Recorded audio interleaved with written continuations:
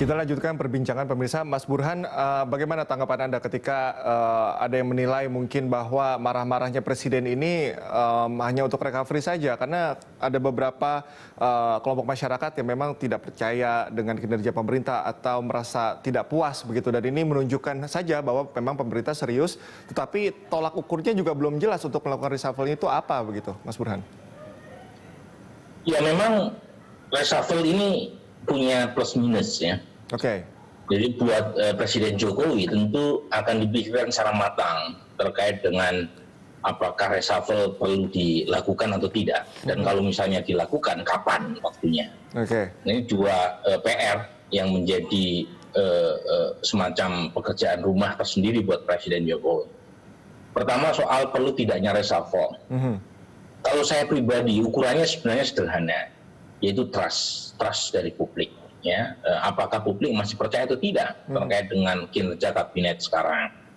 Nah, kalau misalnya kita tidak mau kebiahuyah, tidak mau pukul rata, kabinet mana yang trustnya paling kurang. Nah, ini kan bisa dicek. Kenapa trust menjadi ukuran penting selain ukuran teknokratik? Karena menteri itu jabatan politik. Ya. Menteri itu bukan jabatan karir. Dia menjadi menteri itu karena ditentukan oleh proses politik. Karenanya trust politik, trust publik menjadi penting. Nah, ini terkait dengan ukuran teknokratik yang tidak bisa diterapkan secara utuh dalam konteks pemilihan menteri politik. Nah, kalau kita berkaca dari pengalaman di negara lain, reshuffle kabinet di masa pandemik itu bukan sesuatu yang baru, bukan sesuatu yang aneh juga. Jadi kalau kita lihat di banyak tempat, gitu ya, di Brazil, di Eropa, itu banyak menteri yang direshuffle, bahkan bukan yang direshuffle, mereka mengundurkan diri. Misalnya kasus New Zealand, menteri kesehatannya mengundurkan diri setelah sekian lama terjadi pertumbuhan zero atau nol terkait dengan infeksi virus corona. Kemudian dibuka, ada 2 yang terkena virus corona, menterinya langsung mengundurkan diri. Kemudian di Brazil, menteri mengundurkan diri karena berbeda visi dengan presiden. Jadi bukan suatu hal yang tabu reshuffle itu ya. Nah, di Indonesia ini kan repot, trust publik sudah hilang, tapi masih ngotot gitu ya, pengen jadi menteri, menunggu tuanya memecat gitu ya. Nah, ini bagian dari falsafah budaya yang mungkin menganggap kalau mengundurkan diri dianggap tinggal gelanggang colong Melayu ya. Padahal tidak. Mengundurkan diri itu bagian dari sikap ksatria atau gentleman. Nah, ini yang pertama ya, terkait dengan trust publik yang menurut saya harus ditempatkan di atas segalanya. Karena kalau misalnya trust publik sudah hilang, jangankan bekerja secara benar, gitu ya. Jangankan misalnya mengeluarkan pernyataan yang salah, jangankan bekerja secara di bawah ekspektasi, bekerja yang baik sekalipun pasti dinilai buruk kalau trust sudah hilang. Nah, yang kedua, kalau misalnya trust itu sudah hilang di beberapa kementerian, pertanyaannya kapan dilakukan reshuffle dan siapa penggantinya? Nah, menurut saya nih ya, Mas Sikal, Presiden Jokowi untuk yang pertama itu relatif sudah firm. Dia udah tahu menteri-menteri mana yang underperform, menteri-menteri mana yang secara teknokratik maupun secara publik itu dinilai buruk atau cacat. Dia udah tahu. Tetapi PR Presiden Jokowi itu yang kedua sama yang ketiga, yaitu siapa penggantinya dan kapan diumumkan reshuffle-nya. Nah, itu saya kira itu yang membuat terkesan maju mundur tadi. Jadi kalau yang pertama sih menurut saya mudah ya, apalagi Presiden Jokowi kan berada langsung di tengah, di pusaran kinerja kabinetnya itu, yang tiap hari pasti dapat masukan angka, data, termasuk juga data survei, data kinerja teknokratik, data realisasi anggaran. Tetapi pertanyaan kedua adalah siapa yang menggantikan kalau menteri yang bersangkutan di reshuffle, kemudian kapan diumumkan? Menurut saya itu yang membuat seolah-olah proses reshuffle itu maju mundur sejak YouTube kemarahan presiden dibuka ke publik. Iya, ini kalau kita bicara mengenai di negara lain reshuffle itu biasa saja, bukan hal yang tabu, apalagi di tengah pandemi seperti ini. Ini saya nggak tahu ya, Mas Burhan, apakah sistemnya yang memang membuat ini menjadi sulit? Kita tahu bahwa di Indonesia menganut sistem presidensial, mungkin berbeda dengan sistem yang parlementer misalnya. Itu seperti apa, Mas Burhan? Apakah memang sebetulnya biasa saja gitu perombakan dalam kabinet itu? Salah satu penyebab utamanya faktor budaya ya. Budaya, oke. Ini iya. Jadi kalau kita lihat di banyak negara, misalnya kasus Brazil itu bukan 1-2 yang mundurkan diri, Oke. menteri. Itu sistemnya mirip Indonesia. Sistemnya adalah presidensial multipartai ekstrim. Oke. Persis Indonesia.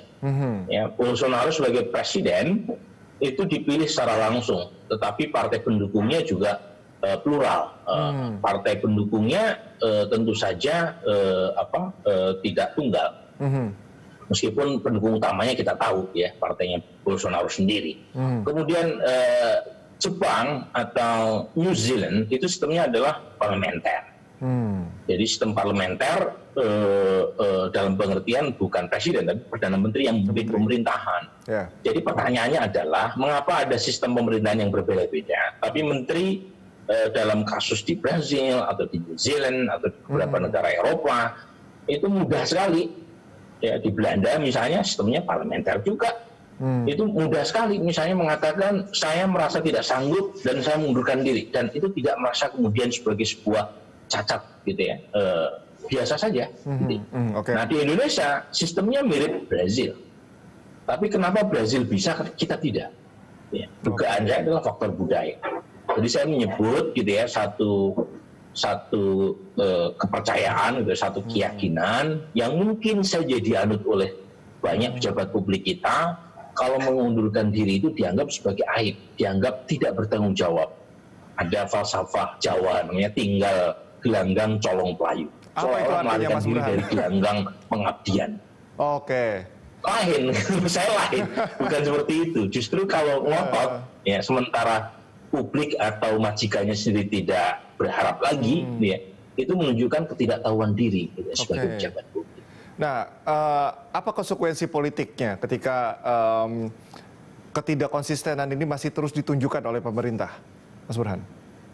Nah, kalau kita mengacu pada mengacu pada hasil survei kami dari Indikator Politik Indonesia, impact penurunan tajam kepercayaan publik terhadap kinerja pemerintah pusat yang direpresentasikan oleh kementerian terkait dengan penanganan COVID, yang bukan hanya menjadi isu public health, tapi juga isu ekonomi, itu mulai merembes ke penurunan kepercayaan publik terhadap presiden.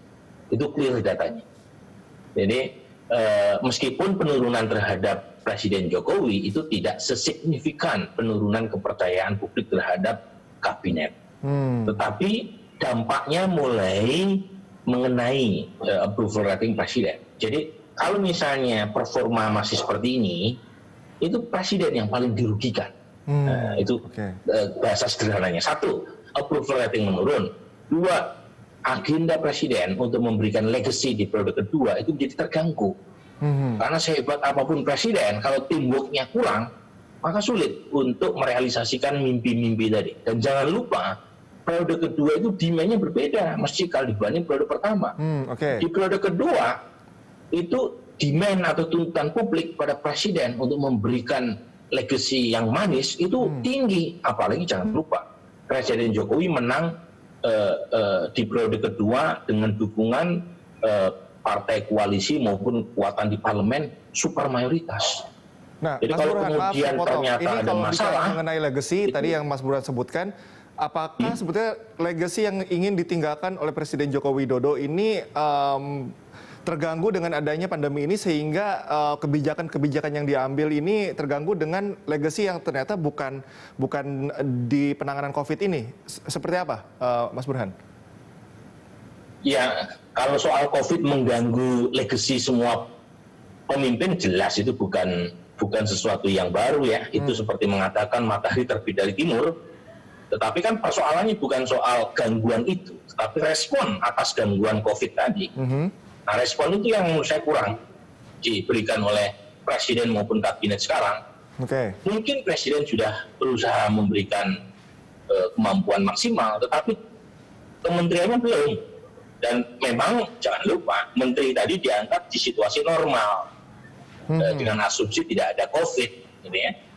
Nah, sekarang ada COVID, situasinya tidak normal, karenanya perlu menteri yang berpikir di atas situasi krisis. Kalau kemarin Jokowi menterinya banyak yang bisnis as usual. Nah, artinya menterinya tidak siap menghadapi situasi krisis, dan itu yang mengganggu agenda Presiden Jokowi sendiri. Jadi menurut saya lama-kelamaan masyarakat menganggap Bukan COVID-nya yang mereka persalahkan, tapi respon atas COVID. Apakah dianggap cukup atau tidak? Nah, sekarang kan kita tahu misalnya infrastruktur dikurangi, anggarannya, pendidikan dikurangi, banyak pos kementerian yang dikurangi, ada ancaman defisit di atas 8%. Ini kan persoalan yang tidak mudah, tidak gampang diselesaikan. Karenanya respon presiden harus diikuti oleh respon gerbong kementerian yang super maksimal. Nah, Mas Burhan, respon dari kementerian ini saya butuh belum konklusi. Kita sudah masuk ke segmen akhir. Bagaimana harusnya pemerintah ke depannya bersikap yang lebih tegas begitu kepada publik agar tidak menimbulkan pertanyaan lagi, tidak mengurangi kepercayaan publik. Kalau istilah Sundanya supado sadayana sae gitu, supaya semuanya baik begitu. Memang tidak ada cara lain kecuali bongkar pasang armada pasukan kementerian. Ya, karena terus terang kalau kita lihat beberapa belakangan ini kan muncul kontroversi yang tidak perlu terkait dengan kabinet. Ya. Bukan hanya Menteri Kesehatan ya, Menteri Kesehatan itu approval ratingnya di survei saya 40-an persen, bahkan di DKI Jakarta cuma 20-an persen. Bukan hanya Menteri Kesehatan yang kelihatan begitu sempoyongan gitu ya merespon krisis. Tapi beberapa kementerian lain, misalnya Menteri Pertanian muncul dengan kontroversi yang tidak perlu terkait dengan kalung anti COVID ya. Padahal Presiden Jokowi mengatakan kebijakan basisnya sains, tapi kementeriannya tidak based on science. Kemudian juga ada Menteri Agama yang dari awal meniupkan kontroversi yang tidak perlu juga, gitu ya. Jadi ada banyak kementerian-kementerian yang menurut saya memang harus diakui itu tidak tepat. Bukan hanya dari sisi penempatan atau proses pemilihan, tapi juga sense of urgency dalam mengeluarkan pernyataan itu tidak membantu menyelesaikan masalah. Baik. Jadi menurut saya simpelnya, kalau ini tidak dibiarkan, efeknya ke Presiden Jokowi sendiri. Saya tidak yakin tren penurunan itu akan berhenti jika kabinet pembantu Presiden Jokowi tidak cukup cakap dalam menerjemahkan instruksi dan perintah Jokowi. Jangan sampai sikap pemerintah menyerang Jokowi sendiri, itu pada intinya. Betul. Terima kasih Mas Burhan atas waktu Anda. Sama-sama. Pemirsa tetaplah bersama kami, Good Morning Jakarta akan segera kembali usai jeda.